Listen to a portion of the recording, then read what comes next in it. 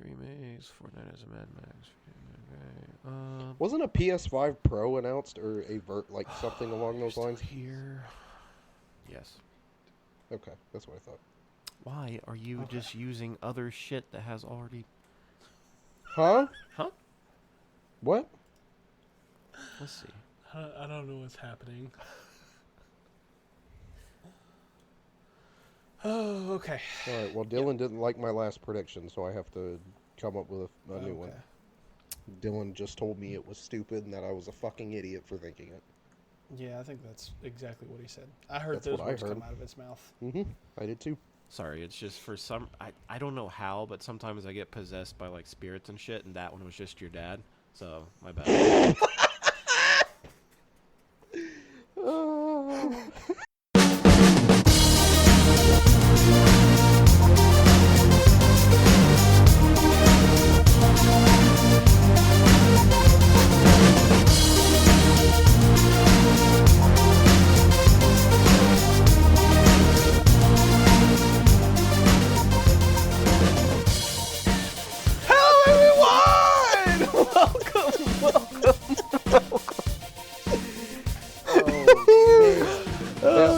Listening to That was good.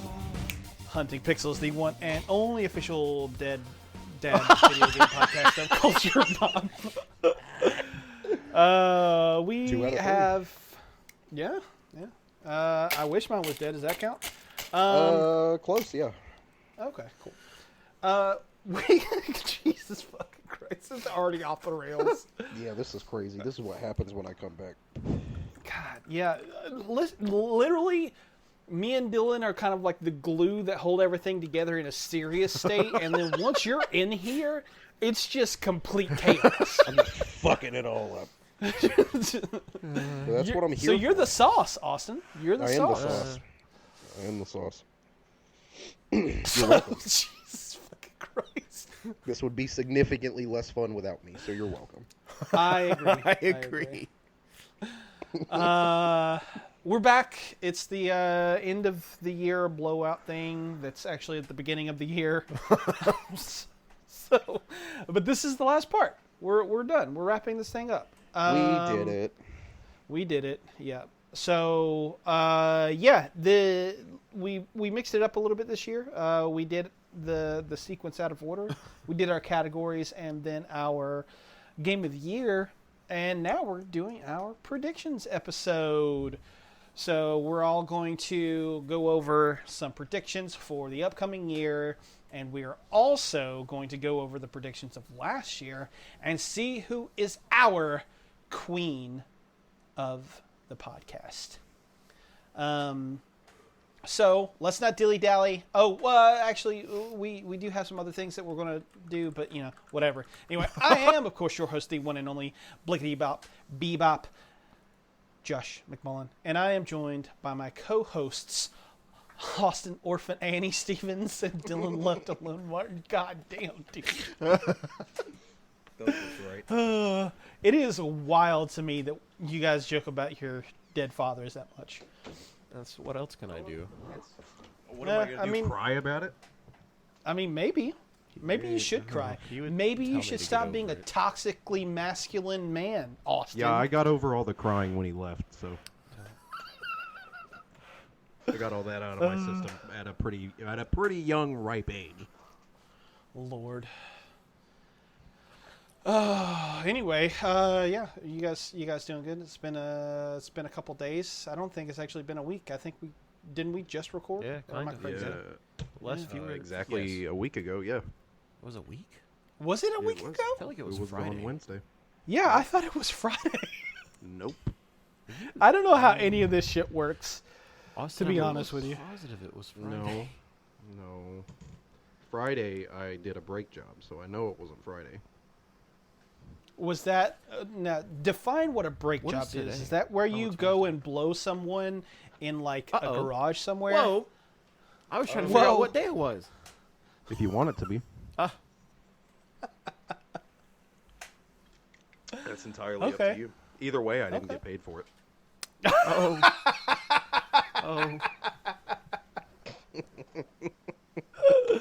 Fucking ridiculous. Holy shit. Unnecessary. All right. Well, with all of that, I guess, said, I think we should make this one relatively quick and painless, given that our last ones have been 5 hours apiece. That's actually not true. Do you guys remember when we recorded a 5-hour podcast? Yes. Yeah, I sure do. I don't remember what the topic was. I remember the episode was called Bee's Butt Juice. Yep. Because we had to split into 2 fucking parts. And we recorded until almost midnight. That shit was wild. I don't know why we Man. did that. We That's had just come because- from a funeral, too. Oh, really? Yeah. Damn. Well, I mean, hey, look at how it turned out. It was great. It was great. Top 5 episodes. Yeah, I guess so. The first place that I want to start is we did this last year. We're gonna do our kind of like picks of the year. Talk about our favorite things. So, first and foremost, I guess I'll go. I want to talk about a couple of different little things because I broke it down. I have 10 in total. First up, I'll talk about one of my miscellaneous / other things. The Halloweenies podcast. I started listening to this show in 2020, sometime around there. I can't remember. And basically, it started because I was getting obsessed with Halloween. Because the 2018 movie had just come out, and I was going back and I was revisiting things, and I had never really listened to in-depth podcasts about horror stuff before, so I gave this one a shot, and I fell in love almost immediately. Those guys put out a really good product, and despite some really bad shit happening with one of their co-hosts, actually the one who I kind of thought made the show run, he was my favorite cast member, and he just always had fantastic insights and stuff. Turns out that he's not a good person in a lot of ways, and they got rid of him, and I didn't think it would be the same, but it's still just as good as it's ever been. Those guys really fucking kill it. So if you're into horror at all, especially very specifically horror franchise stuff, it's probably the best horror podcast around, just straight up. Oh yeah. YouTube is a big part of my life. I watch a lot of YouTube videos, and this year in particular, the unreality of pro wrestling from Super Eye Patch Wolf. Loved it. It's kind of one of my favorite videos ever, and it really tackles a subject of why some people love pro wrestling in a manner that I do. It talks about how the reality and the stories and all of that stuff mixed to create just a product that you can't really find anywhere else. And Super Eye Patch Wolf he's the best fucking YouTuber. I don't care what anyone says. Great stuff. Patrick H. Willems, another one. He just put out good shit all year round. Really going into all kinds of movie stuff. My favorite album of last year, and really kind of the only one that I listened to in any real, capacity other than, a handful of listens here or there, was And That's Why Dolphins Lost Their Legs by my favorite band, Islands. I think it might be their best album. I don't know. I loved it. Just fantastic stuff. My favorite TV of the year, Chucky Season 3. I didn't think that I was ever going to like something that was even remotely related to Chucky as much as I liked this show. But it is terrific from beginning to end. The final the final episode of the first half of Season 3 has some of the most interesting storyline setups of any show cooking right now. And it is just so entertaining. There's a little... I think it actually is in that final episode. Chucky is dressed up as the Phantom of the Opera, and it is the funniest fucking shit just seeing him walk around with that little white mask. It's fantastic. The Bear season 2, best show on TV last year. The more I've thought about it, the more I've enjoyed it. It literally just the best. The only thing that even remotely comes close to, in my opinion, was Succession season 4, which just wrapped up the entirety of that show in a nice little bow. It was utterly terrific and had an absolutely shocking and almost baffling twist in, I think it was like the 3rd episode. Like, it was not what I saw coming at all. Still expertly acted, still expertly written, like seriously one of the best shows to ever exist. And then the last thing, let's talk about the movies. Talk to Me was my favorite horror movie of last year. It is just excellent from top to bottom. It is scary. It is just extremely great. I saw a blurb on Letterboxd that I actually think is 100% accurate, and it said, this is the kind of movie that makes you scared to die, and I 100% agree with that. It is just top notch. Very, very good stuff.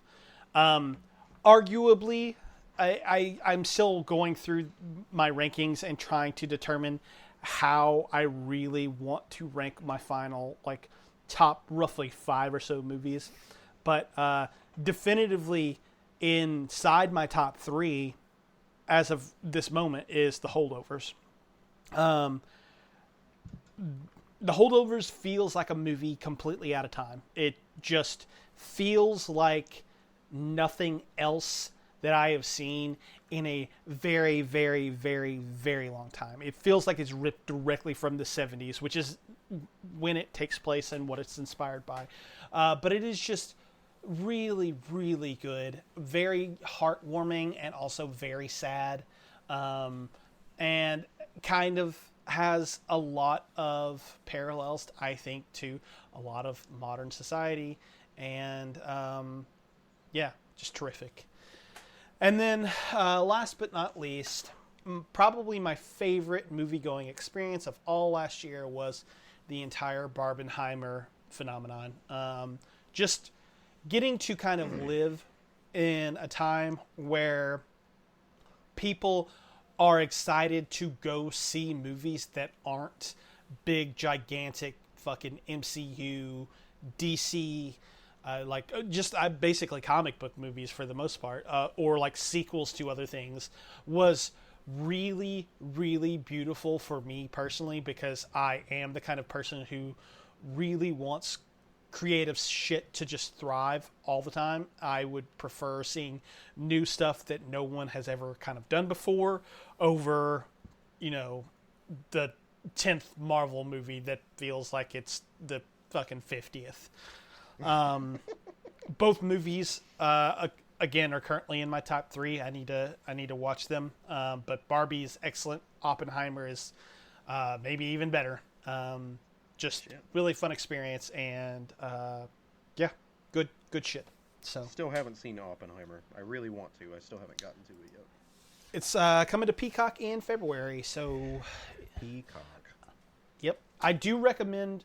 It's playing in IMAX theaters right now for a limited time. I do recommend seeing it in IMAX if you can, because it's gigantic and the fucking sound is incredible. But if you can't, if you gotta wait, February 16th. So Hell yeah. Fuck yeah, dude. cool. Austin, Yes. you want to tell us about your favorite animes of the year? I do. So I compiled a list of my top 5 anime from this year. Before I get into that list, I do have one honorable mention that did not quite make the cut because I haven't finished the series yet. I kind of dropped off watching and reading other shit. And that honorable mention is called Oshinoko.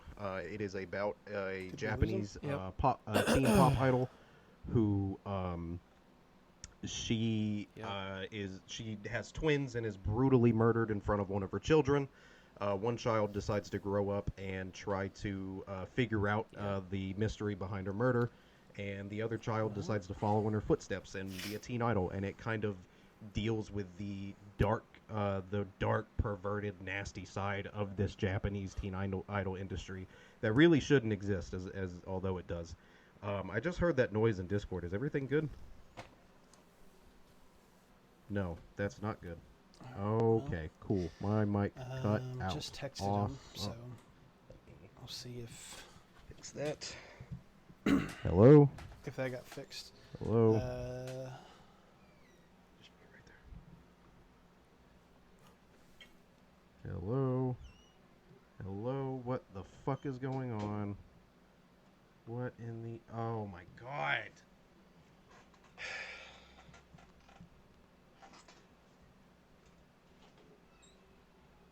Yeah, I know. God damn it, August. Come on, man.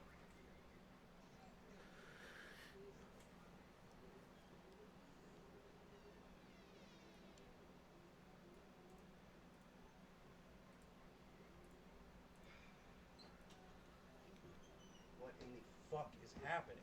Hey. Okay, all right. Can you guys hear me heard now? you. Okay. Yeah. God damn it. What was the last thing that you heard? My You were Wi-Fi box talking came about unplugged. Your honorable mention, and then it cut off. Okay, cool. All right. Well, you can just cut all of that out then. Yeah, I'll start from the beginning. My honorable mention before I get into this list was an anime called Oshinoko. It's an honorable mention because I just didn't get to finish it. I got kind of distracted by watching and reading other shit. It's basically about a Japanese teen pop idol who has two twins that are reincarnated people she had met during her lifetime. And the daughter decides to grow up and kind of follow in her footsteps, while the son decides to investigate the mystery surrounding her murder and just how it happened. It's very good. It's very disturbing, especially that first episode has some really uncomfortable sequences. It kind of deals with the darkness and kind of, I guess, perverted issues that come along with the Japanese teen pop industry that really shouldn't exist, but for some reason still does because of gross, horny old men. So yeah, moving into the actual list at number 5 was Gundam Witch from Mercury. This was a really big departure from anything Gundam had really done before. It was their first time having a female lead and also a Yuri-style relationship. And then they backed down on that. The show very clearly says that this is a lesbian relationship, and then after it releases and there's problems with distribution of merchandise in China, Bandai comes out and says, oh, well, they're just close friends. It's up to interpretation. So Bandai's kind of cowards for that. But the show was fantastic. The animation sequences were incredible. The last couple of episodes aren't super great because you can kind of tell they really, really rushed it to get the story finished. But the animation was spectacular, and the music is fucking incredible. If you've never seen a Gundam series before, I think that this is a really, really solid entry point. At number 4 is the Jujutsu Kaisen Shibuya Incident arc. Before I get into the rest of this list, if you are a fan of shonen manga or shonen anime, you fucking ate in 2023. You had a feast. Some of these arcs are some of the most hyped arcs to come from manga in the last couple of years. And Jujutsu Kaisen's Shibuya Incident being no exception. A little forewarning, if you really like this show and you get really attached to these characters and you have a history of mental illness, be careful watching this season because it will hurt you in ways that you did not think you could be fucking hurt before.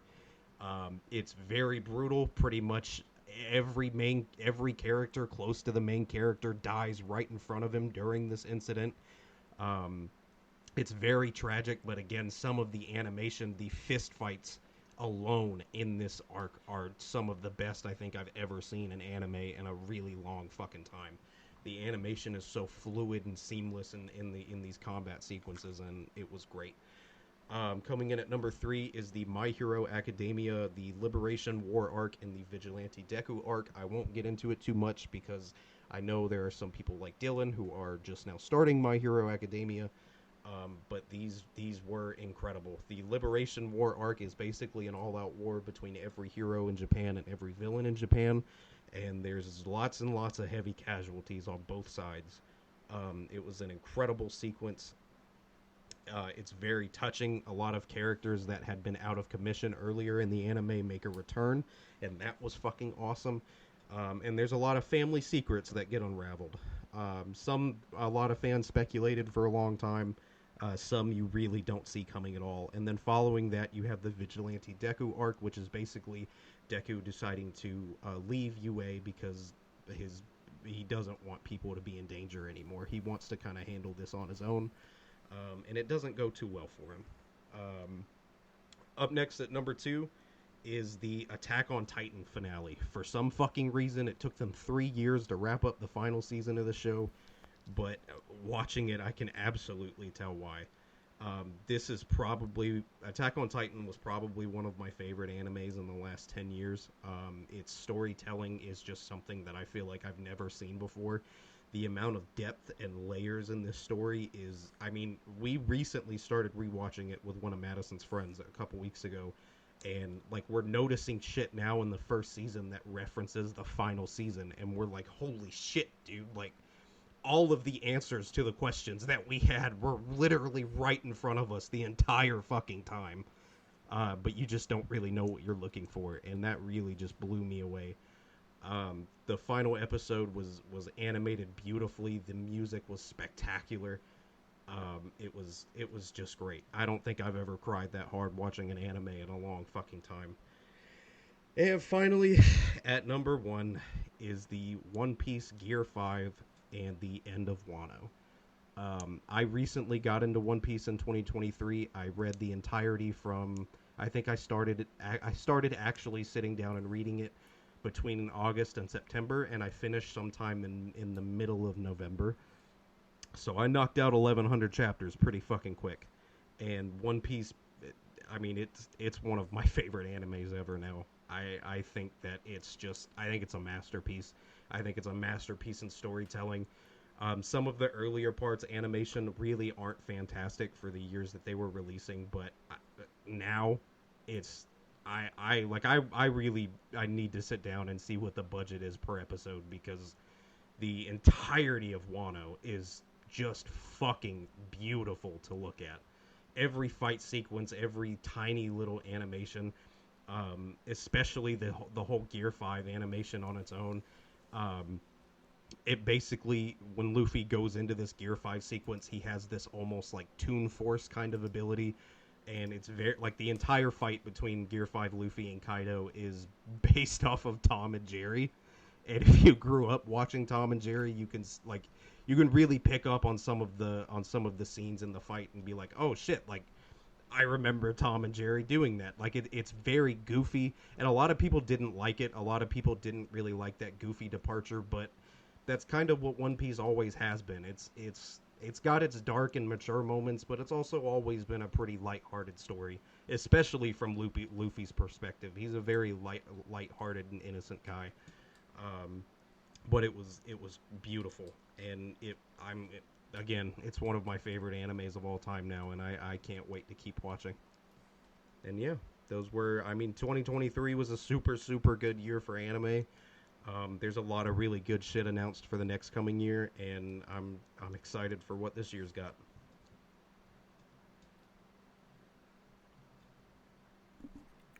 That was a lot. Hell yeah, dude.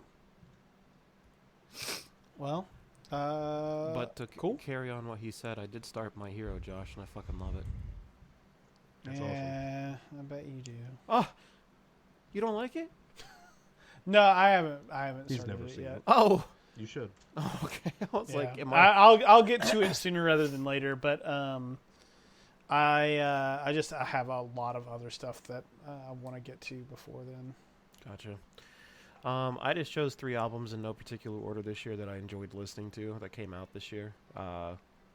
Some of them right on the cusp, not some, one right on the cusp of the end of the year here. But the first one is Sleep Token, Take Me Back to Eden. This was just out of nowhere.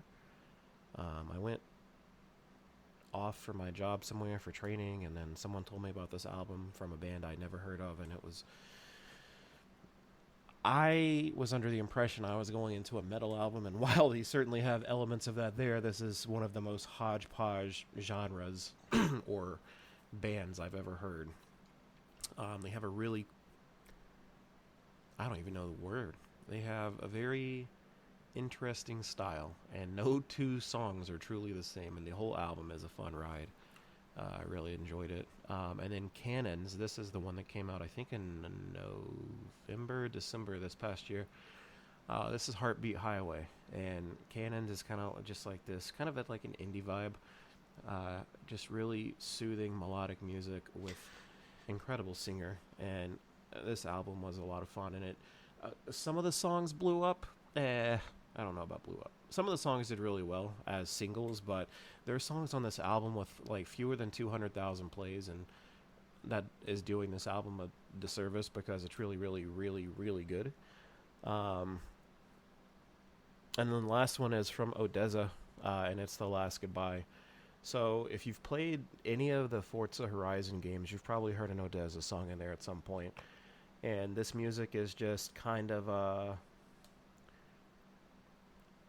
laid-back electronic, essentially, with a lot of vocals over the tracks, and it's kind of hypnotic in a way.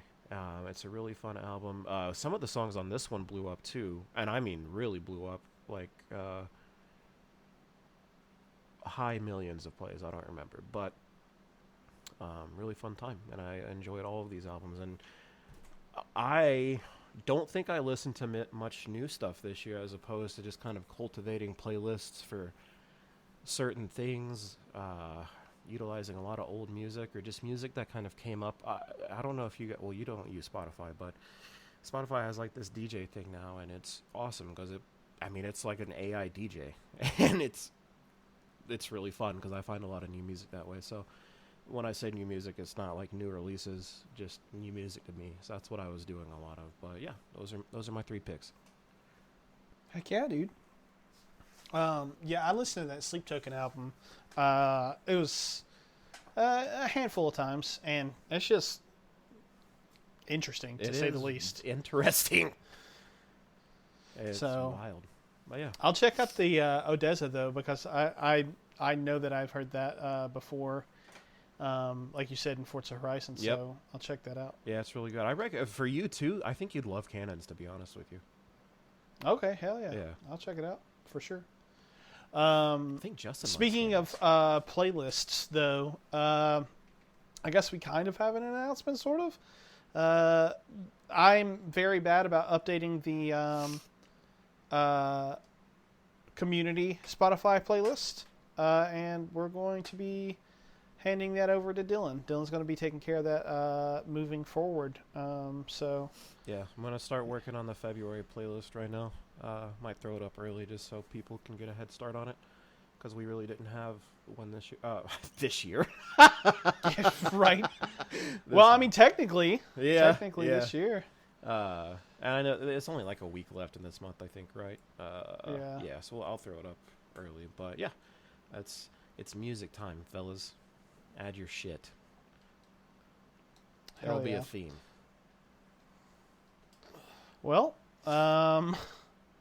yeah. So that aside, I guess it's time to take a look at something that we had not done yet up to this point. We're going to take a look at our Patreon, or our patron, I guess I should say, Game of the Year stuff. So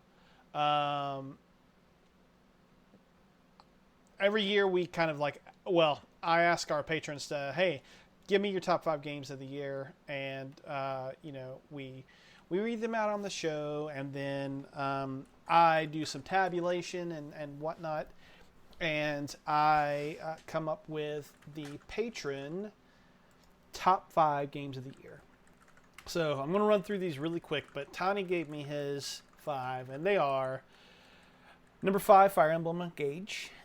He wrote that the list closer was rough because he'd played some great games, and while he wasn't blown away with this as much as Three Houses, he did tear the game up when it was released and already did a second run through to do the DLC. Number 4 for him was Planet of Lana. He said it's Limbo but with colors and an alien invasion, pretty much. But it's just beautiful, solid core gameplay, great visual look, great music. Number 3 was Super Mario Wonder. He said this is the best 2D platformer since Super Mario World. It is absolutely fantastic. Me and Bren played it in co-op from start to finish, and even after completing, we still run through levels for the fun of it. Number 2 was Starfield, and he said, just by the sheer amount of hours I've put into it, it is my favorite 7 out of 10 game this year. And then number 1, I'm sure all could have guessed, was Baldur's Gate 3. He said, Am I close to finishing it? No, not even a little bit. Am I absolutely in love with it? Yes, I am. Next up, Mr. Ruiz, Mr. Skyrise Excellence. He only gave me the write-up for 1, his number 1, and that's totally fine by me. He said his games in order were number 5, Octopath Traveler 2, number 4, Spider-Man 2, number 3, Super Mario Bros. Wonder, number 2, Honkai Star Rail, and number 1 was Alan Wake 2, which he said Alan Wake 2 might be one of the best reasons and examples of why games work the way they do. It's a media form that captures your attention and requires you to focus so intently. Horror and survival aspects aside, Alan Wake 2 is simply breathtaking. The world visuals are stunning, the writing is on point, Wake and Saga feel like people trapped in a twisted trap together, and like a good book, you want to see their struggles through to the end. It speaks volumes that the team at Remedy made such an immersive game. Every alley, corner, and deviating path feels spooky. I played a handful of great games this year, each being as good as the next, but nothing prepared me for how attached I would be to this world. Alan Wake may be a tormented writer, but damn it, I'll do my best to see him out of the dark place. Couldn't agree more with Justin. I forgot Octopath 2 came out that year. Yeah. Jeff, he gave us his top 5. At number 5, he said Alan Wake 2. He said this game is absolutely amazing in everything it does. Number 4 was Forza Motorsport. Honestly, the most immersive and best-looking racing game ever. Number 3 was a game I had never heard of called Marauders. And he said, this is, if you play Payday and think I wish this was harder and more obtuse, it's a World War I space extraction team game. Okay. What? Number 2 was WoW Vanilla Hardcore. Your character dies, you start over from scratch, get good or get wrecked, fuck boys. And then I'm not sure where I needed to put the bold on this, so he said it was tied with Magic the Gathering Arena, and then in person the Jurassic Park tie-in, I guess. I don't know, Yeah, but they did a Jurassic Park set. okay. So, okay, gotcha, understood. Okay, for the Lost Caverns of Ixalan or something like that. Whatever. Brought him back to Magic digitally and back to playing in person at his local game shop. It's amazing, and I can't wait to see the Fallout tie in my next year. My ties for number 1 is sending D-Gen shit to Austin on Instagram to get a reaction. And boy, does he ever. I feel like I'm going to hell just by looking at Jeff's fucking DMs. Truly. It's awful. And last we have Miss Krumke, Miss Lisa. Her top 5 were at number 5, Overwatch 2, and she said, it's only because I actually played it. This game was a massive disappointment. I had loved playing with friends when they were available, but the love I had for Overwatch is no more. Number 4 was Honkai Star Rail, making Justin proud. Great mobile game to pass the time on. Honestly, I thought this came out last year, not this year. Number 3 is Diablo 4. Diablo 4 is probably my number... she had originally put it at number 2, but she changed it because of her actual number 2. She said, I'm a big fan of Diablo, and I did really like the campaign gameplay. It's just the in-game stuff and the crap Blizzard would pull that made me stop playing. Number 2 was Suika game, I guess. She said, "It is a stupid game, so dumb and ridiculous. I have so many hours plugged in. Stupid, stupid game. I cannot stop." And number 1 was Baldur's Gate 3. Love everything about the game, even though I still haven't finished it yet. It's interesting to see how my decisions differ from Matt's and vice versa. Yeah, so I did some mathematic tabulations, and what ended up happening was Baldur's Gate 3 was our clear, definitive runaway winner. It had a total of 10 points. And then the next 3 were all tied at 6 points apiece. So how I ended up determining the tiebreaker was I looked at the positions of each of the games. And Alan Wake had a number 1 spot, which is why it is sitting at number 2. Honkai had a number 2 spot, which is why it's sitting at number 3. And then Super Mario Wonder had 2 number 3 spots, which is why it sits at number 4. And then lastly was the Magic the Gathering Arena from Jeff, because it was the number 1 spot. It had 5 points. So that's it. Pretty good. Pretty solid top 5 there, guys. Good job. Good job. So yeah, all right. I guess let's get into this shit. We're going to do our predictions. So what we're going to do here is we've come up with 5 personal predictions that we will either say yes or no to, and then tally those points when this episode arrives again next year. There will be 1 ultimate prediction that is worth 10 points to those who get it right, but minus 15 if they get it wrong. So with all of that out of the way, let's get into it. I'll start predictions, I guess like I do every year. My first prediction is Grand Theft Auto 6 gets a release date for summer of 2025.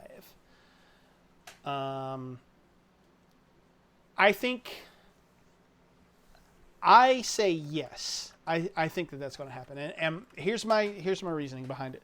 We just got a trailer. Even though it was leaked, it was still something that they were planning on doing in late December. If my memory of Grand Theft Auto 5 is correct, they kind of pulled a similar thing, and it ended up releasing in August of 2013 after being revealed in December of like 2011. That's my memory of it. I could have that totally wrong though. So it gives them like a year to continue polishing everything and to get the game out. I think that's a slam dunk, but I don't know. What do you guys think? I'm gonna say I know it's not gonna happen. I'll say yes because I think they're gonna do something stupid with the marketing and like use VI for it's gonna come out in June or something. I don't know. Yeah, I say yes. They'll do some kind of crazy marketing, and it's fucking Miami, dude. Yeah, I agree. Or Florida or whatever. I'm gonna say no because I can are. see that being a big holiday title. Here we for go. 2025. Fuck you. Yeah. I mean, I could definitely see that being the case. Okay, cool. All right. My next prediction is The Last of Us Part 3 gets announced. I don't think this is going to happen, but here's my reasoning behind it possibly happening. They canceled Factions. They did. And that was kind of the only thing that they were working on that we knew about. I don't think that their entire team was working on that. I just don't think that there was any way that they were having one full team work on a multiplayer game that they then canned. I think that they have something else in the works, and knowing Neil Druckmann and his fragile little ego, I think it's The Last of Us Part 3. I could be wrong, but I think that's what they're working on, and I think that gets announced. Or at least we get some sort of tease that that's the next game that Naughty Dog is working on. So I'm definitely going to say yes because now I feel like more than anything we're in the money-making business, and if we have Last of Us Part 3, not only are we going to get a new game out of it, but there's another season of the show that comes out too. Oh, that's actually a very good that's point. a good point. That's a very good point. I'm gonna say no, just because I'm tired of hearing about this series. I'm tired of watching Sony jack the fucking game off. I'm so sick of it. I don't I'm have anything right there against with you, it. dude. It's just like the game's not for me. If it's for you, great. Love that for you. It didn't. Did part 2 really need a fucking remaster? Did it really need one? Well, When I'm not there's- going to say anything, but I've seen people say it actually adds to it, but that's just a marketing thing too. So we'll see. Yeah. Ugh. I'm just I don't tired of know. hearing people jack that shit off like it's the second coming of Christ. Yeah. I don't think. Are you sure that it's not? I mean, I've only Oh, played the no. first one, so I don't know. I don't know. Announced yes, release date no. But I think like a little teaser Yeah. trailer at the end of the year or something. for Yeah. sure. Yeah, that's totally possible. And they did the Last of Us Part 1, that whole shtick at the Game Awards. So yeah, they could totally pull that out at the end of the year. I don't know that it's going to be announced or like definitively, like you said. I don't think they give it a release date, but there's something about me that like says that no, this isn't going to happen, but I also 100% see it happening. Yeah. That's a So- solid prediction. My next one is another out of nowhere indie title makes it into our top 10 game of the year. I think this is definitively going to happen. This year it was Hi-Fi Rush.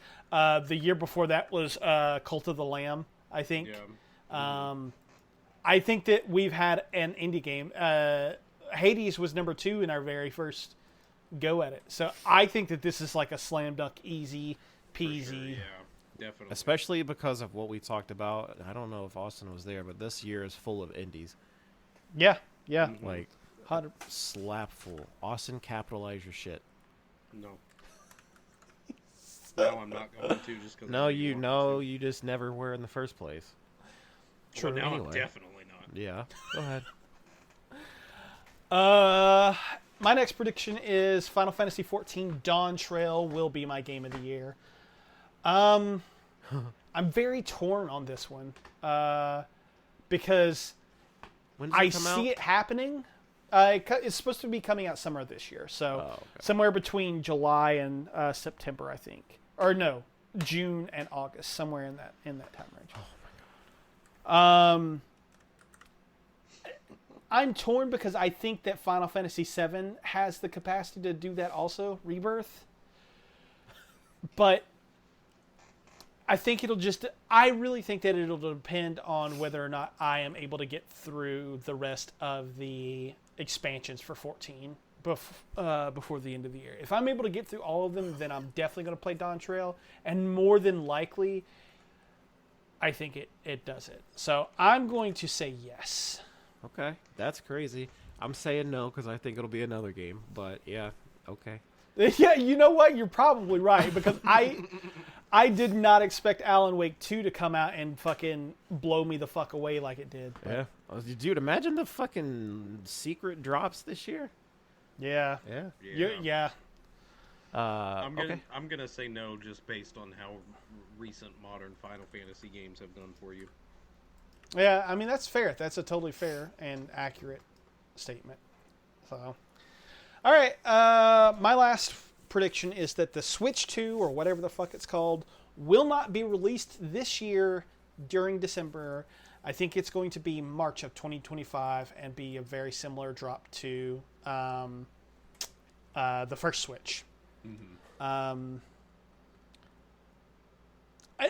My argument there is just because this is what fucking Nintendo does. This is literally what Nintendo does. They do the stupidest fucking shit. They should release it this holiday. That way it sells like gangbusters. But I just know, in my fucking balls that they're not going to do that. So can I just ask, think like, is it definitively March or just... I said March because that's when the Okay, Yeah. but if I say no to this and it comes out in February, then what? Then you're I wrong. don't. Maybe do you think we should change it to spring 2025? Let's do spring. Yeah, I'm still that's gonna better. say no. On my reasoning is what you just said. They have nothing coming out this year that's gonna sell like gangbusters in the holiday. unless there's something announced that we don't know. Yeah. I think they're running out, and Yeah. they got to have something coming out to, I mean, just be financially feasible at this point. I think Sony and Xbox, especially Xbox, is going to have a big year. Yeah, I agree. But my argument is just like, look at what Nintendo's done over the last 20 years. 100%. You know? I'm gonna say yes because I don't think Nintendo has to release a console holidays 2024. I think it's gonna sell like a motherfucker anyway, and they know that. They don't have to use that's a holiday probably gimmick for it. That's a good point too. I do think that they know that it'll sell fucking regardless. I mean, look at the install base of the Switch alone, and within the first 2 years of it being launched, I don't think they're worried about it not selling. Okay. Yeah. Well. All right. Let's move on, Dylan. Let's give us your My 5. prediction. First one's Pokemon Black and White remakes are announced. I've not been wrong about a single other Pokemon prediction since we've been doing this, so that's my reasoning. I don't know. Okay. I'm gonna say no because It's time. I'm gonna say no just because fuck you. Oh, I get it. No, I genuinely. My thing is, I don't know how I think much it releases more. alongside of the new Switch. I think it's announced it releases with it. No, yeah, that's possible. I think my argument is that the nostalgia factor on some of those older Pokemon games is running thin, I guess. Like, I don't remember Black and White being as well received as, say, like Ruby and Sapphire or Gold and Silver. And I think we're getting to a point where, like, they would just be remaking games that are just to be remade. You know what I mean? I kind of feel actually very similarly about Resident Evil. Like, what I can see why someone would want Resident Evil 5 remade, but Resident Evil 5 wasn't exactly critically received all that well, and we're not too removed from it. You know what I mean? Like, I think Black and White was, what, 2012, 2013? It was an original DS title. I don't know. It was Okay. It was 'Cause they're the 2011. 3DS, No, yeah. Oh, it was 2011. Yeah. okay. Yeah. So we're not that far removed No, from it. Black and White was 2010. My bad. Holy shit, okay. Yeah. So, I mean, That but is 15 years, so maybe. it maybe. is, and like even in the recent DLC, there's a lot of talk of Unova. You even go to Unova in Yeah, for the new it's- school, which is the Black and White games. Very Unova themed. Okay, yeah. I'm gonna say yes to kind of disagree with Josh's nostalgia factor point. Black and White are borderline universally hailed as one of the best games in the series, if not the second best, right behind Heart Gold and Soul Silver. You can disagree, but it's No. I'm already on my next one. I just had a thought. And I don't think it. Honestly, I'll take it a step up. I not only think it'll be announced this year, I think it'll release this year. Nintendo never, ever, ever continues a generation on a brand new console. Like, they have actively made it a point not to do that. Black and White 2 released after the Black and White 2 released after the 3DS had already been on shelves for a pretty decent amount of time. Ultra Sun and Ultra Moon released on the 3DS after the Switch had been on shelves for almost a full year. That's just something that they've never done, and I don't see them breaking that trend now. That being said, I hope if it's done, it's not Game Freak. I hope they let Ilka take the reins on this one again. Sure. Did the writer's strike impact the release date for Furiosa? I don't believe so. Okay. Next prediction. I think Fortnite is going to have a Mad Max and Furiosa crossover when that movie Yes. finally comes out. Definitively, yes. Yeah. Everything is in fucking Fortnite, and Warner Brothers will not fucking Yeah. lose out on that money. I Yeah. 100% agree with Because that. we got DC in there. Yeah, exactly, yeah. Warner Brothers will not fuck around. They want that money. Yeah. And I want Mad Max. Hey, yeah. Fucking people up as Furiosa would be nice, too. Yeah. I know nothing about Mad Max or Furiosa, Oh. so I'm just going to say yes because I have a 50-50 chance. Have you never seen the Tom Hardy Mad Max? Nope. Oh, you would love Bro. I probably It's the best movie of 2015. Agreed. Damn.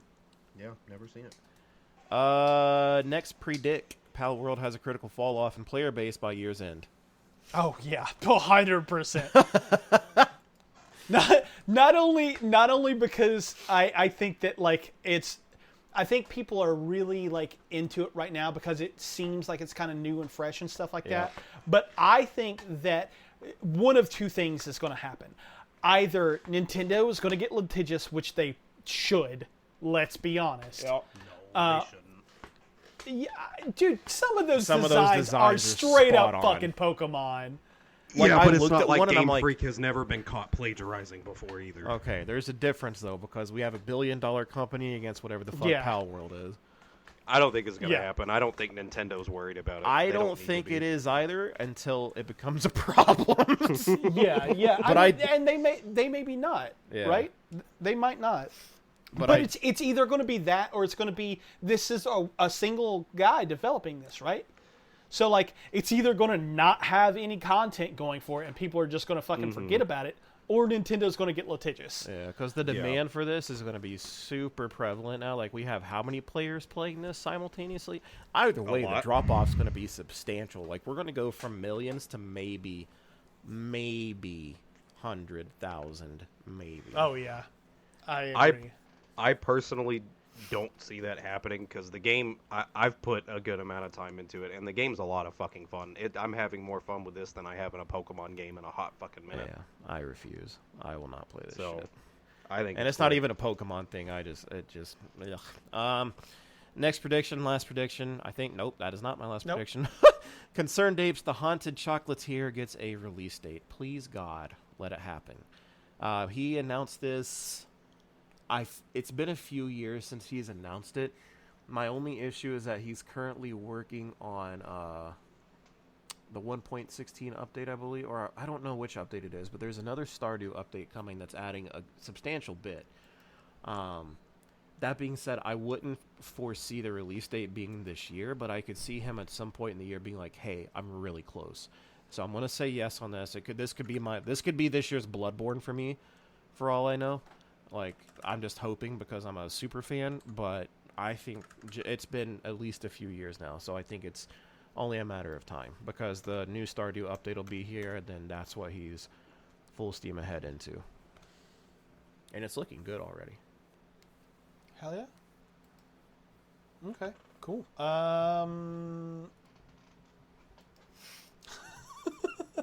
I'm almost with Austin on this one, but gonna say sure. I do need to differentiate myself a little bit, and also given what you said about him working on, well, no, all you said is gets a release date. Yeah, I don't know. Not that it comes out, just that it gets released. Yeah, oh, it's definitely not coming. There's no way it comes out this year. I foresee it being a 2025 game. I still think I'm going to go no here. Yeah. I think that he'll probably given that it's one person working on two different games at the moment. I feel like he's got to split his time, and I don't know that he has a definitive end goal in mind for the Haunted Chocolatier. So I'll say no. You're probably right, but I don't know. We shall see. We'll see. Austin doesn't care. Austin doesn't care. I don't know anything about those games, so I'm gonna say yeah. Because if that's something you want, I hope it happens. Oh, thank you. That was sweet. Final Fantasy VII Rebirth is our game of the year, is my last prediction. Nope. Our game of the year, meaning all of us.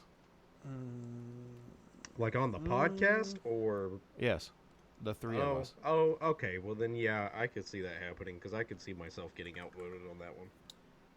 I could sure. also see it happening. That shit's My- gonna be fire. Yeah. I can't think of another game that's going to come out this year that is going to capture any of our attentions quite like that game, because I'm probably going to be the only one that plays 14 with the Dawn Trail. Mm-hmm. If any Pokemon thing is released, as much as I loved Scarlet and Violet, I don't think I'm going back to Pokemon again anytime Yeah. soon. It would have so to be a that- shadow drop. Yeah, I can't think of anything at the moment that is going to blow all of our socks off. Yep. The way that I think that Rebirth will. So yeah, I think you're right. Yeah. Here we go. That was my number 5.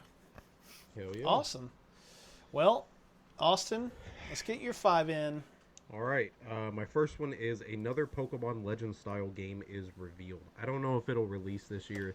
I can see them. So, me and Dylan both think a Black and White remake is coming. There is a lot of lore that has been left up to interpretation that happens years before the setting of Black and White that we've never really gotten a definitive answer on. In the same way that there was a lot of Gen 4 lore that was never really given a definitive answer until Pokemon Legends Arceus. A lot of people like to use the point of, oh, well, Legends Arceus didn't sell that much in comparison to other Pokemon games, so I don't ever think they'll do it again. And yeah, that's true, but you also have to keep in mind, Legends Arceus was the first mainline game in a while that has only had one version. It's not gonna sell as much because there's not 2 different versions of the game. Like, let's be honest, the majority of Pokemon's fandom at this point is old ass men who refuse to let their childhoods go, and they have adult money and they buy both versions on release day, like me. Obviously you can't do that when there's just one single game. So I think that's kind of a bullshit talking point. I agree with that. I think it's the best spin-off kind of style that they've done in a long time, and I can definitely see them doing it again. I hope That there was- is. What was that? 2022? Yeah. That was Okay. that was last year, or you know what I mean. Yeah, Legends that's crazy. Arceus was 2022. So as much Yeah, as it was I January. as much as I want that to happen, and I could like, what if this is the Unova game that we get, like a Legends Unova, right? Because Yeah. they didn't have to fucking start with Sinnoh. That's the 4th game.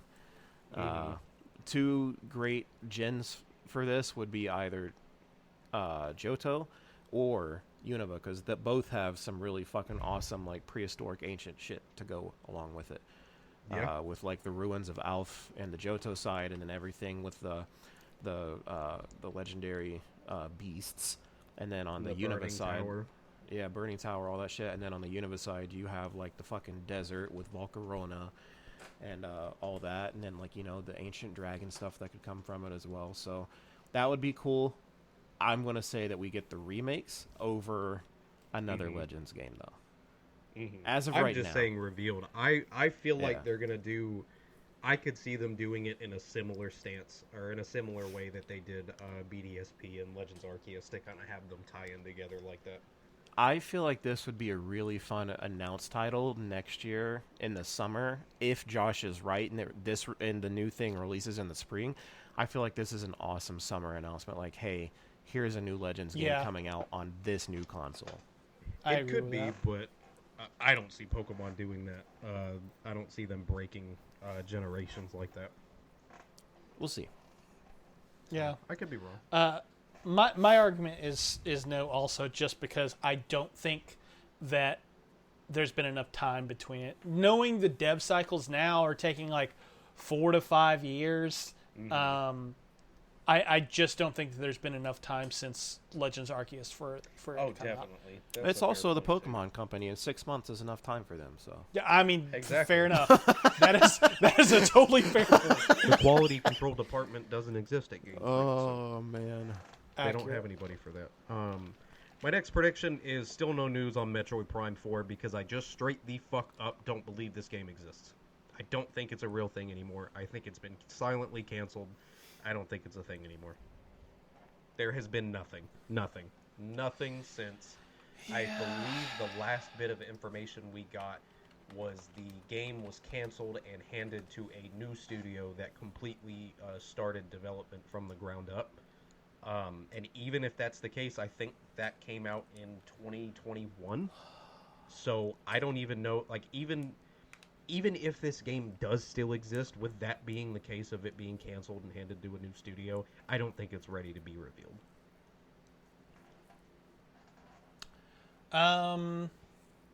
So it was announced in 2017. Development was restarted in 2019 with the help of Retro Studios. Okay, so a little bit longer than I thought. So right now, my argument is going to be, oh shit, wrong document. I'm thinking they need I'm a going holiday to selling say title. Yeah, I'm going to say Yeah, no that's a on fair this one. point. I think that Metroid Prime 4 actually does come out this year. It's listed on their financial documents as an upcoming Nintendo Switch game. It doesn't have a date attached to it. It's a TBA release date, but if they're announcing it on their financials, I think that it's got to be coming, right? Like that would be a deceptive business practice, right? Yeah. So that would be my argument. I think we will Yeah. get news on it. I don't think it. I don't know if it comes out this year, but I think we get some information drop on it. Yeah, yeah. Well, fuck me too, I guess. Oh, okay. My third prediction, I don't even think this is a prediction. I think this is going to be a fucking fact. I think Suicide Squad is going to be a monumental fucking failure for Rocksteady. Nothing about this game looks good. Nothing about this game looks fucking fun. It is full of stupid decisions that do not make any fucking sense. Like I talked about when we first started recording, they have made a really big selling point of one of the first post-launch characters to come to the game will be the Joker. That doesn't make sense because the Suicide Squad Kills the Justice League takes place in the Arkham universe, the same universe that the Batman Arkham trilogy takes place in. The Joker is dead. He's been dead for a long time. And then when people started asking questions, they said, oh, it's a multiversal variant. That's just lazy. That is just... And even... I think it was lazy to even include the Joker in promotional material at all. But I think it's even more fucking lazy to go the multiversal route with all the multiversal hype and all these big fucking stupid blockbuster comic book movies when you could have done something else and it would have felt like you tried. Right? Like in Arkham Knight, we saw towards the end of the story events of Arkham City, the Joker shipped out blood that was contaminated with his DNA all across to all the hospitals in Gotham. Arkham Knight has you kind of dealing with that and with having 5 people who had gotten blood transfusions and received the Joker's DNA and started to kind of shift into him. That was an easy route you could have fucking taken. You did not have to do multiversal bullshit. You could have just said, hey, this was a character that was infected with Joker's blood that Batman and Robin missed, that they just didn't catch. But no, you did the fucking lazy route. I do not see this game being successful. And I think people are really getting fucking tired of live service games. I think the live service games that are here are fine because people are into them. They're not going away. But I think people are really getting fucking sick of adding more live service games to their backlog. Yeah, that's my big thing. I think you're 100% right, and I think it's not big necessarily because of the IP or anything like that, because we're still kind of seeing that like comic book stuff sells. Yeah. Even if it's not as much as it used to be, it still sells. Mm-hmm. I think that people have seen that this game looks like ass, and they're like, no thanks. And you also have the fact that it's a live service, and I think a lot of people are just kind of tired of that shit. I don't think that they want to see it. So, I think you're 100% right. I think this game will still sell. I think this game will sell relatively well at first, but not for anything that has to do with the game. I think it'll sell really well at first for the sole and only fact that this is Kevin Conroy's last performance as Batman. This is the very last thing that he was ever involved in as Bruce Wayne. And I think that alone will help push numbers, but I think after that we'll see a really massive player drop. Yeah. Well, another thing that we need to, I think, put into context is we were talking, well, not we, but I was talking in the Discord with Justin about Final Fantasy 16, and it's shit for a very long time, and he kept saying stuff about how it was a like big disaster for Square. How Square came out and said that it was a big disaster for them, and I'm like, but how? It sold, how many ever copies? And I think that even if it manages to sell something in the neighborhood of like 3 to 5 million copies, that's going to be a massive loss for fucking Rocksteady, because 100%. it's been in development for fucking almost 10 years. Like, Yeah, a long fucking time. This game has been rumored to be in development since the Arkham series wrapped up. yeah, exactly. Like, They should have done that Damian Wayne Batman game, and I don't know why they canceled that in favor of this. Or no, that was Montreal, not Rocksteady. yeah. That was Montreal. I'll tell you exactly why it happened. Is because fucking I just hit stop. Goddamn. It's because fucking Warner Brothers Games said we need something that we can monetize. Yeah, That's 100%. at the end of the day, that's what it came down to. They were like, "You guys are going to work for us. This is what you're going to do." Yep, 100%. Dylan? It's gonna be a shitty game, dude. I don't think fucking comics still sell, man, but I think it's just fallen off so hard. I think new things are on the horizon. It's as quickly as it was here. I mean, Endgame was kind of the most fitting name because that was the endgame for comic movies and just everything that came after it. Nothing's been good. This is gonna be trash. It's a live service game. They're stupid. Mm-hmm. There you go. Yep. Well, 100%. my next prediction is Persona 3 Reload and Metaphor Refantizo are set to release on the Switch successor. A lot of people were really kind of dumbfounded that Persona 3 Reload was not set to come to the Switch, because they were like, oh, it's the same graphical engine as Persona 5 Royal. The Persona 5 Royal ran fine on the Switch. That doesn't make sense. Well, Persona 5 Royal runs fine on the Switch, and it does. It runs just fucking fine. It runs very appropriately, but it was also very downscaled from the PlayStation release, or really any other fucking port of Persona 5 Royal. It was very downscaled in comparison, and it has since come out that Persona 3 Reload is not the same graphical engine as Persona 5 Royal. It is a little bit of a step up. And I'm assuming, considering Metaphor and Persona 3 Reload are being developed at the same time, I would assume that Metaphor is also using the same graphical engine. This prediction's also kind of a cheat because the same leaker that leaked Persona 3 Reload's existence, leaked Metaphor being revealed, leaked Persona 5 Tactica being revealed, all with accurate titles and release dates, has also come out and said this. He's been very right about pretty much everything Persona related for the last several years, and I don't see him being wrong about this one. They know that there is a market for Switch, but I feel like they are holding out until Nintendo releases a console that these games can be better stable on, especially Metaphor. Metaphor looks incredible, and I don't see the Switch being able to handle Metaphor all that fucking well.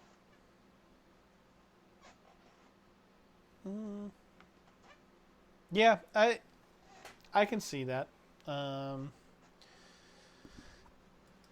Yeah, I don't think that either of these release on the Switch. I think you're right. I think these, if they come, they're definitely coming on whatever the Switch 2 or whatever the fuck it is. Mm-hmm. I'm turning this to your favor because you know more shit about that than I do, so. Hell yeah. I know nothing about Switch or Persona. You should. Alright, my last prediction is one that I really don't know how it hasn't happened yet. Fortnite receives a One Piece collab in the coming year. 2023 was a massive year for One Piece. We got the live action adaptation that not only did really good numbers, but is being hailed as one of the best live action adaptations ever, really, of anime specifically. What is it? Luffy was in the fucking Thanksgiving parade, which I think before the only anime characters that had been given that honor were fucking Pikachu and Goku. I think Goku's been in it for several years now. I know Pikachu's been in it since like the early 2000s.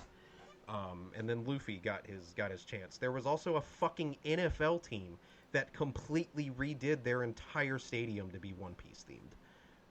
I think with the news of One Piece getting ready to come to a close, it has higher viewership in both the anime and manga purchases than it ever has had, and it's already been extremely high. I think it's just a matter of fucking time before Fortnite tries to cash in on that. Yeah, you're And probably right. They already have 100%. pretty much every major shonen anyway.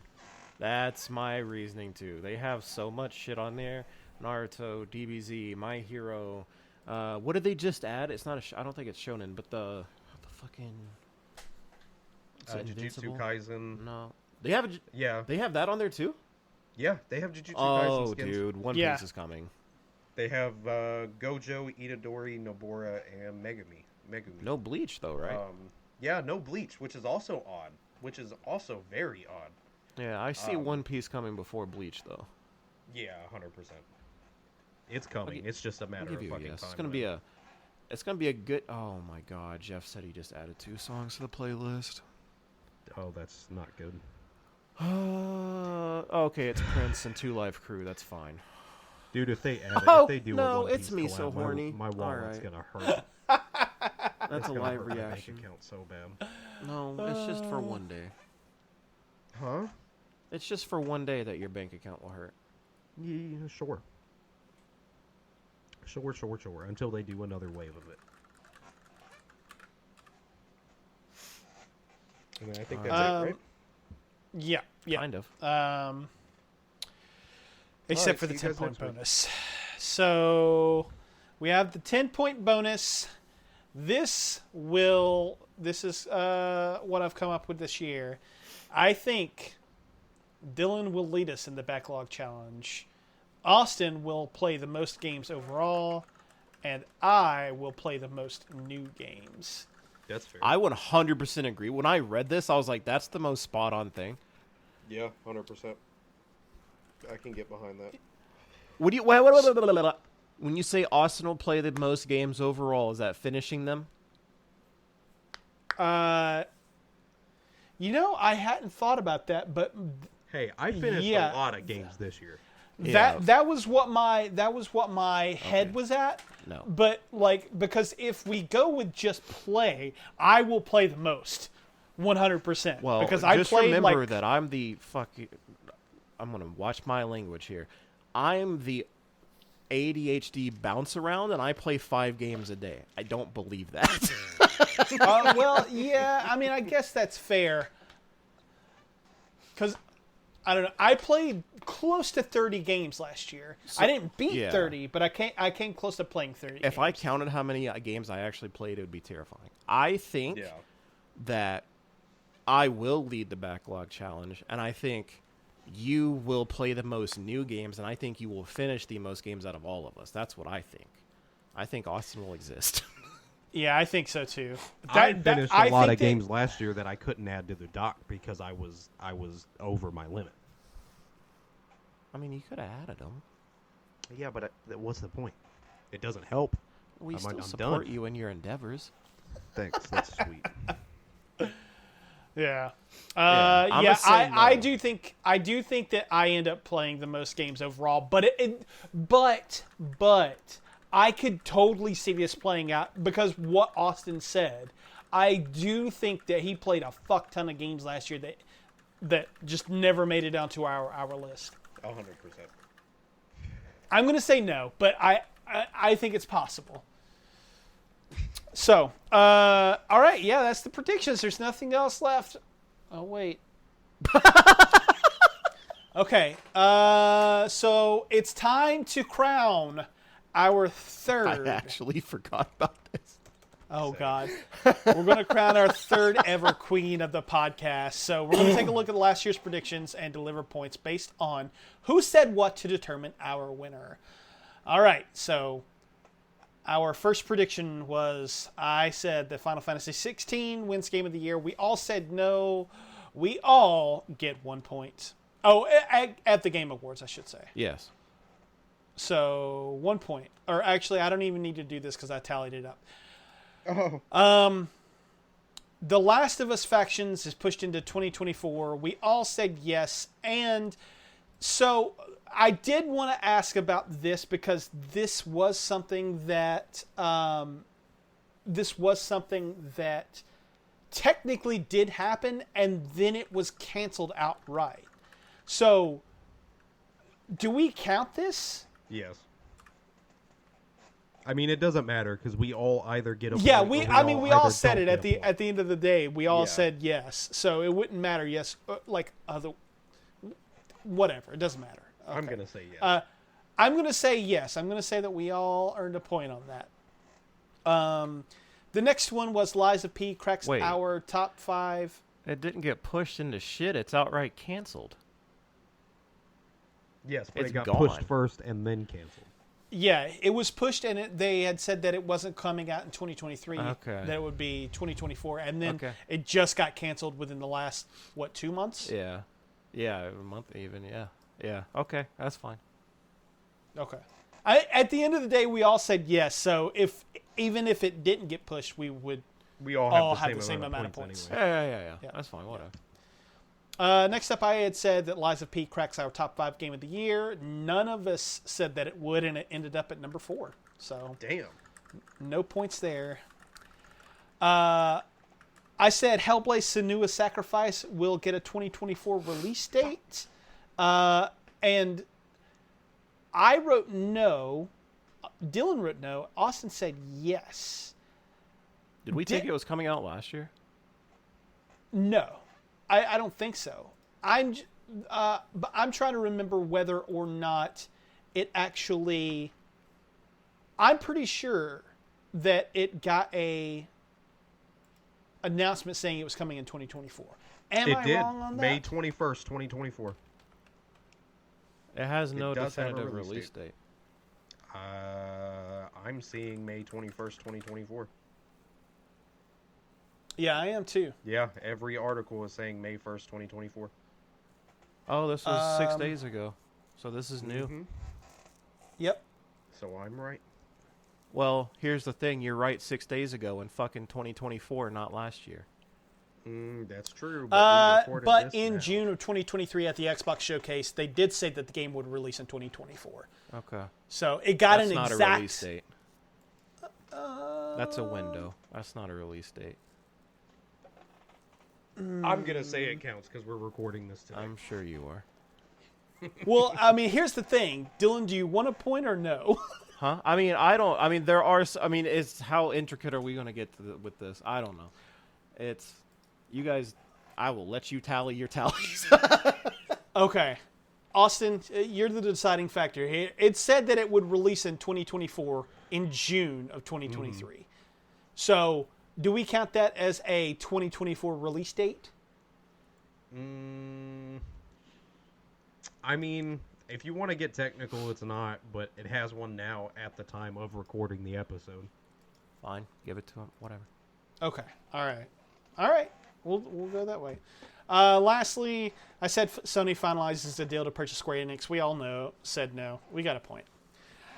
Next up, Austin's prediction. There would be no new line Pokemon game for 2023, just DLC for Scarlet and Violet. We all said yes. We all got a point. Damn. Zelda Tears of the Kingdom wins Game of the Year 2023. We all said yes, and it did not. Damn. So, wild. And this is Now, where I just was- for clarification, we did stipulate at the Game Awards. We did stipulate that. So, Yeah. because technically it won Game of the Year in a bunch of different places. Just next up, a new Digimon story would be revealed for 2023. Nope. Dylan and I both said no. Austin said yes, and to my knowledge, that did not happen. Nope. Am I correct? They claimed in early February 2023, they claimed that there would be an announcement for a Digimon story game, and it just straight the fuck up never happened. Well, They even went as far as to claim that they had 7 different Digimon products, or different Digimon games currently in development that they would start announcing, and that just straight the fuck up did not happen. interesting. Okay. All right. Well, cool. Points for me and Dylan. Next up, we had a new Switch model would be announced and released. We all said yes. Damn. We were all wrong. All wrong. And then Austin's last prediction was that Pokemon will reveal a remake, port, sequel to a previous spin-off series such as Mystery Dungeon, or Ranger. I was the lone person to say no. They did though, didn't they? What was it? Detective Pikachu 2 is a spinoff. It didn't have to be Mystery Dungeon or Ranger. I just said spinoff series in the vein of those. But they did. They gave us Detective Pikachu 2 that was revealed February of last year and released in October. All right. Damn, I didn't see the Detective Pikachu thing. Yeah, it was October. Yep. Okay. It was, right around the time of. It was right around the time Gotham. It was like a week before Gotham Knights and Persona 5 Royal Port. And it was on my to-play list, but everything was saying that it was way too child-friendly and not really much for someone like me or Austin. Yeah, that's why I didn't touch it either. Yeah. Okay. Well, that changes the math a little bit. All right. Starfield. We're now to Dylan's predictions. Starfield is not released for the first half of 2023, like they said, and instead gets a later date in the year, likely November. Dylan and I both, or Austin and I both said no. Dylan said yes. He was correct. He gets a point. Microsoft and Activision sealed the deal. We all said yes. We all got points. We will get our first formal look at Grand Theft Auto 6. I said no. And you both said yes, and technically it happened. Although it was not supposed to happen when it did. It still came out. So, something will be announced in the I got desperate. Remaster or Sekiro 2. You did. We both said no. Dylan, you said yes. And last one, and this one I feel like is a little bit nebulous. So I'm not sure whether or not we all get points or whether or not we don't. Diablo 4 is met with lackluster reception, paling in comparison to Diablo 3. So we all definitely got a point in that one. Well, I marked this down as saying no or 0 points because we all said yes. I looked at maybe I'm misremembering right, things, but Diablo 4, it received really, really high praise, and I don't think it was considered lackluster. So, whether or not it sorry, I said I think it was good. Yeah. Okay. The only thing there is I'm not sure how it stacks up to Diablo 3's reception. I don't know if it was like revealed or revered in quite the same way, or if it was like less revered. I remember thinking when I said this that if Austin enjoyed it almost anywhere near as much as he did Diablo 3, it would be successful. Okay. And he loved it. That's true. That's very true. So, Okay. we were wrong. We were wrong. All right, and then the 10-point bonus was Josh will finish 20 games, Dylan will finish 15 games, and Austin will finish 5, and we will not complete the challenge. We all said no. We all get 10 points. All right, now, based on my tabulations, and if I am looking at this correctly, I'll need to re-edit up in case it's wrong. Detective Pikachu it. Be a detective. Dylan and I tied at 19 points, and Austin had 17 points. I'll gladly be a queen with you for a year. God damn, that'd be something. I will. No. I'll look at this again, but there. I was hoping we could be two little queens. I'm pretty sure it was 1, 2, 3, 4, 5, 6, 7, 8, 9, and the 10. Okay. Yeah, all right, that looks like that's correct. So, I guess Dylan and I will be sharing the queenship this year. Joint custody. Aw. We're both little queens this year. Oh. I wish you could have seen what I just did. Oh my God. Oh, so, yet another year in the reign of Dylan. May he long live. Look, sometimes your boy just makes good predictions. Maybe I have more insight than I lead on. You don't. You just get lucky. I do. Yeah. Yeah. That's what it is. So yeah. Had that Detective Pikachu not happened, though, Yeah, it would have been you. I would have been the definitive queen of the year. Damn. That's two things we've taken from you in the past week. Yep. So, Well, have two to things change the you've rules. taken from him in the last week. I didn't. No, Austin. Hey, What? I took You're not I took putting last shit week, on me. and so did you. But this is all you. You took the title from him. I Yeah, didn't. yeah. But don't fucking wipe your hands. Just because one My hands are genocide clean. wasn't your problem, the other one still is, okay? Oh My hands are my. cleaner than yours. Holy shit. Y'all are fucking wild. Yeah, something. Okay, yeah, that's it. That's it for 2023. The end of our episodes. The only thing that I think that we didn't do was that we didn't give our favorite moments in gaming of Oh 2023. shit! That was supposed to be in the category show, but Austin did not join us for that one. So if you guys have anything off the top of your head that you would want to throw out there, let's go ahead and knock that out, and we'll get out of here. Honestly, man, mine was Diablo 4. Not necessarily for what it was, but just the pure amount of time that Madison and I spent together playing Diablo 4. It made that game so much more memorable for me than I think it would have been. I mean, it's something that we still, not as regularly as we used to, but we still sit down and play together. It's just, it was a fantastic time, and it was a great thing that we were able to bond over. Like when we went on vacation to Florida for a week, both of us the whole time while we were gone, we were like, fuck, we both have to miss a week of Diablo. Fuck. And as soon as we got back, that was the very first thing we did. From the time we got back at 5 in the afternoon to I think about 1 in the morning, we just played Diablo 4 together all night long, and that was one of my favorite gaming moments of the year. Hell yeah. Cool. For me, I mean, I talked about the swapper, and that was definitely, life-changing and whatever. But outside of that, I really do have to say that I did not see Fortnite coming from absolute anywhere for any of us this year, especially me, because I used to talk so much shit about it.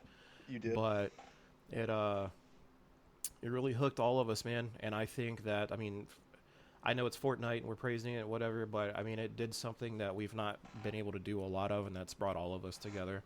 We've all played games. We've all played games in this last week, if I'm not mistaken, of Fortnite, and even more so than that. Like Sabrina and I get to do it literally all the time. Like when we just have a free moment, we'll do that, especially now that we work separately and we don't have all the time that we used to. That's something that we can go to and connect with.